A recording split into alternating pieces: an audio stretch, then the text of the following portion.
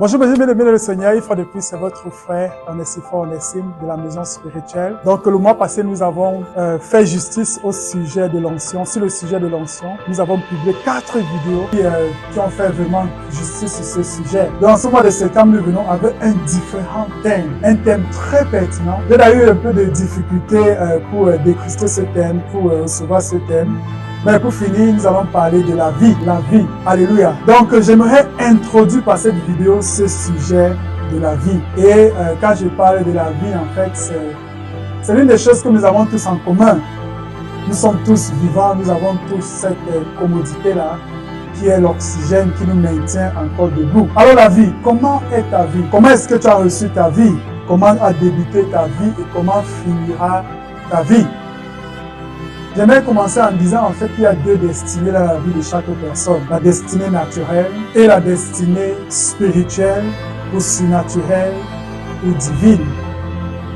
La destinée naturelle, c'est celle qui est le résultat de la nature, le résultat de la rencontre de ton père et de ta mère, qu'importe les circonstances, une rencontre peut-être romantique, peut-être moins romantique, qui a donné naissance à une personne que tu es. Alors ça, c'est la destinée naturelle. Tu es né au Cameroun, tu es né au Congo, tu es né aux États-Unis, tu es né à Paris, etc.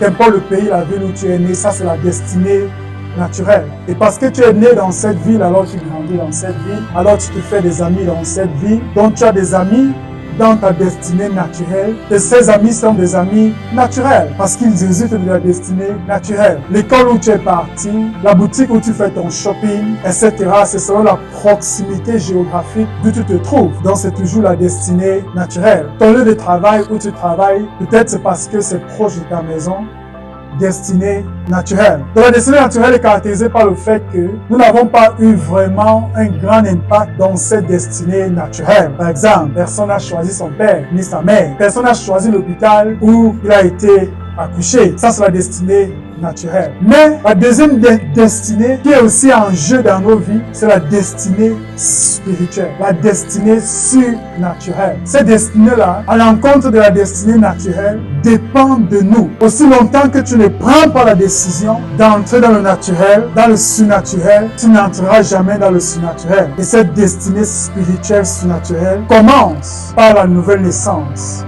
Quand tu donnes ton cœur ou ta vie au Seigneur Jésus-Christ. Dieu a tes 2 destinées dans la paume de sa main, la destinée naturelle et la destinée spirituelle. Et vis-à-vis de la destinée naturelle, il manifeste sa miséricorde, sa grâce, parce que tu es un être naturel et Dieu est spirituel. Mais Dieu attend que tu fasses un demi-tour pour rentrer dans la destinée spirituelle. Dès que tu rentres dans la destinée spirituelle, en ce moment-là, Dieu commence à fonctionner avec toi à une autre dimension de gloire, à une autre dimension de relation. Ça, c'est la destinée spirituelle.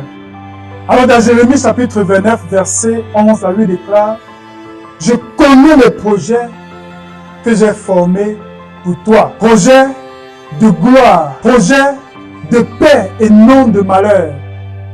Pour te donner une destinée, pour te donner une fin préméditée ou prédestinée. » Ça, c'est Jérémie chapitre 29, verset 11.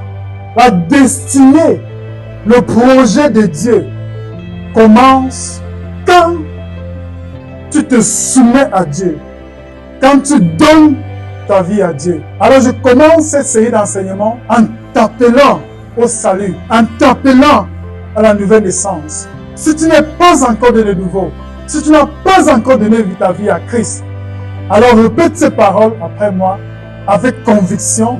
Dieu va t'écouter, il va t'amener dans sa maison, il va t'accepter dans sa famille. Répète ceci après moi. Seigneur Dieu, je reconnais que je suis pécheur, je reconnais que tu as envoyé Jésus-Christ afin qu'il meure sur la croix pour mes péchés. Je reçois Christ dans mon cœur comme mon sauveur et Seigneur. Je reconnais qu'il est le Fils unique de Dieu. Je reconnais qu'il est mort sur la croix pour mes péchés et ressuscité le 3e jour. Je confesse de ma bouche que la résurrection de Jésus-Christ est active dès ce jour dans ma vie. Au nom précieux de Jésus-Christ. Si tu as fait cette prière d'une vie glorieuse, puissante et impactante, reste en contact pour la deuxième vidéo afin de recevoir comment fonctionner dans cette destinée surnaturelle. Que Dieu te bénisse.